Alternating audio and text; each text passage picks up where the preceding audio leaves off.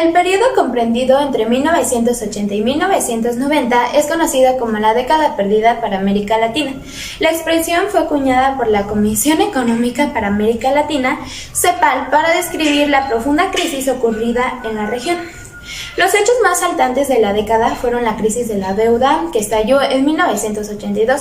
Si bien la crisis de 1982 fue un sobreendeudamiento, la clave está una década previa, cuando una serie de factores generaron un crecimiento insostenible de la deuda latinoamericana. En general, durante un tiempo los gobiernos se acostumbraron a depender de la deuda externa para financiar el crecimiento. Los gobiernos se endeudaban y así obtenían los recursos para crecer. Desde inicios de los 80s, antes de las dificultades de pago debido a un cambio abrupto en el entorno económico externo, se interrumpió el ingreso de dólares por parte de la banca privada internacional. El resultado fue no solo que había que pagar las deudas acumuladas, sino que ya no se podía crecer hasta encontrar una fuente sana de dólares, como por ejemplo las exportaciones. El temor al no pago generó que los bancos privados internacionales ya no estuvieran dispuestos a presentar ni a reestructurar las deudas existentes. América Latina se quedó sin una fuente para financiar el crecimiento. Durante la década de los 70, los bancos privados internacionales prestaron a gobiernos de región enormes cantidades de tasas de interés reales negativas. Fue una década de abundante liquidez en los mercados mundiales y crédito barato, canalizada hacia los gobiernos de América Latina a través de los bancos privados internacionales. La deuda externa de América Latina creció a una tasa de 27% anual entre 1900 y 1981. En síntesis, tres factores intervinieron para el estalle de la deuda. El primero es el sobreendeudamiento de América Latina. El resultado fue una combinación de déficits fiscales, el cual el dinero proveniente del exterior se usó para mantener y aumentar el gasto público. También hubo déficits de las balanzas comerciales, pues las importaciones crecieron más que las exportaciones dado el tipo de cambio bajo o dólar barato. El segundo es el exceso de préstamos de la banca comercial internacional, quienes pensaban que los países no podían quebrar, dado que no existía un marco legal para ello. Y la tercera es el deterioro del entorno económico mundial, que es la caída de los precios de las materias primas y el aumento de las tasas de interés internacionales. Sabemos, y ya se mencionó anteriormente, la crisis de 1982 tuvo como una de las causas principales la deuda externa y fue toda una década perdida. Es por eso que tuvo más consecuencias de las que se imaginaban desde un inicio. Una de ellas fue cuando el presidente de la Madrid puso en práctica un drástico ajuste fiscal y externo para seguir pagando cabal y puntualmente la deuda externa del país. Sin embargo, esta no fue lo que esperaba y no tuvo los resultados esperados, ya que su costo le significó al país entre 5% y 6% del PIB cada año durante 1983 hasta 1988 y resultó ser una política económica del desperdicio. Por otra parte, el sexenio que abarcó de 1983 al 88 fue desastroso en términos macroeconómicos, ya que el PIB por persona se redujo a un ritmo anual de 2.1% en términos reales y los precios al consumidor aumentaron a un ritmo anual del 90%.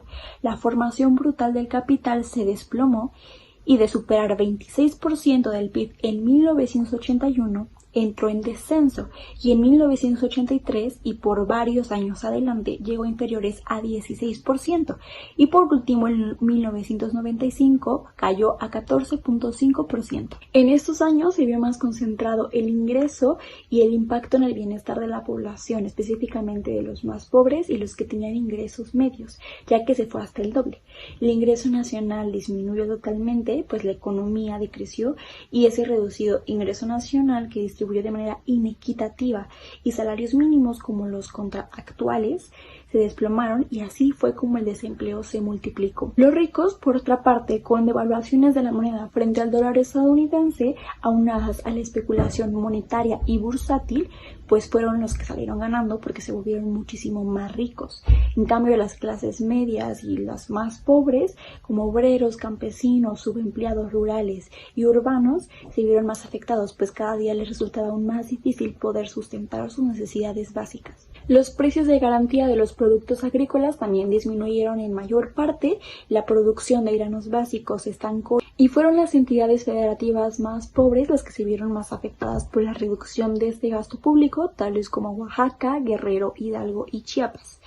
De ahí, de 1992 al 2000, continuó la política de las tres reformas y en diciembre de 1994 es cuando se da este llamado error de diciembre, donde se caracterizó por una intensa y cuantiosa fuga de capitales y los salarios de nuevo continuaron bajando en picada. En conclusión, lo de la década perdida fue más allá de que la región pues no alcanzó, no siguió como creciendo, sino que la consecuencia más grande que se ve incluso en la economía mexicana hasta el día de hoy es en la práctica de su economía, que dio muchísima marcha atrás y quedó estancada. Hablaremos sobre los datos más relevantes que ocurrieron en la crisis económica de 1982, comenzando con la crisis internacional. Con el comienzo de la crisis internacional de endeudamiento, el Producto Social descendió abruptamente en algunos países de América Latina, y mientras muchos países se registraban ingentes deudas externas, su capacidad de pago no se vio ampliamente favorecida. El hecho del proceso internacional de endeudamiento de los países del tercer mundo tenía que desembocar en una crisis que no se explicaba, ni depende, como veremos más adelante, solamente la magnitud de las deudas externas y el volumen absoluto de las obligaciones de pago anuales contraídas. Ambos indicadores, deuda externa total y servicio anual de la deuda, amortización anual más intereses, se desarrollaron durante muchos años de tal forma que no pudieron anticipar ni la inmediata incapacidad de los pagos de los países deudores, ni su ilimitada capacidad para endeudarse. De ahí los análisis concretos de códices de endeudamiento o los intentos de un reconocimiento anticipado de las situaciones deudoras críticas no condujeron nunca a resultados fundados, sólidos. Muchas comprobaciones o pruebas fueron realizadas de tal forma que no aparecía ningún obstáculo frente a la futura obtención de créditos de los países fuertemente endeudados, por lo que faltaba base para hablar de una inminente crisis de endeudamiento. La crisis fue causada por el concurso de múltiples factores. En primer lugar, contribuyó a ella el fracaso del proceso de la restauración económica de los países deudores, de forma que no fue superada la dependencia de los créditos extranjeros, sino contribuyó a agudizarla todavía más. En segundo lugar, a partir de 1982, ya no era posible seguir financiando los déficits de la balanza comercial de estos países, que había alcanzado cifras astronómicas. En tercer lugar, las transferencias de capital extranjero requeridas para compensar la deuda externa de los pagos de los intereses ya no se podía financiar con nuevos créditos. Los datos nacionales fueron que el empleo, el valor de la moneda, el monto salarial, los costos de la canasta básica tuvieron variaciones perjudiciales para la clase trabajadora. El desempleo aumenta, el dólar alcanza su mayor cotización, el aumento de la deuda externa e interna y la crisis de balanza de pagos. A finales del año 70 se descubre un gran yacimiento de petróleo, con el que se creyó que era el fin de la crisis. Este crecimiento económico fue logrado en gran medida por la exportación del petróleo crudo. Cabe señalar que el capital invertido fue producto de préstamos externos, ya que al tener al aval de petróleo no dudaron en otorgar créditos al Estado y al sector privado, pero esto incrementó la deuda externa, ya que de 14.5 mil millones de dólares en 1975, con un 16.4% del PIB, a un 52.9 miles de millones de dólares en 1981, con un 23% de PIB.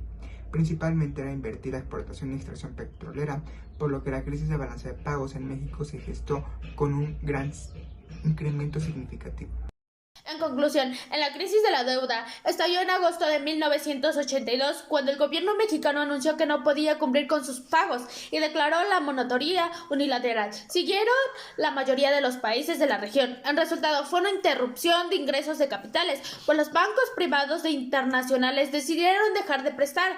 Hasta en este momento, las transferencias de recursos hacia la región fueron la norma durante los años siguientes. Las transferencias fueron negativas, lo que significó que la salida de los dólares era mayor que la entrada. Sin embargo, para llegar al extremo de no poder pagar ni refinanciar ante lo debido ocurrido, un crecimiento explosivo de la deuda.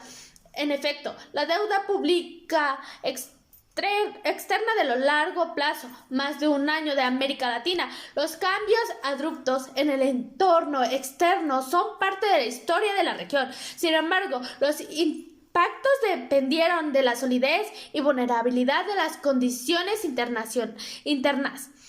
América Latina estaba sobredeudada y ello lo hacía vulnerable a cualquier cambio en el contexto externo.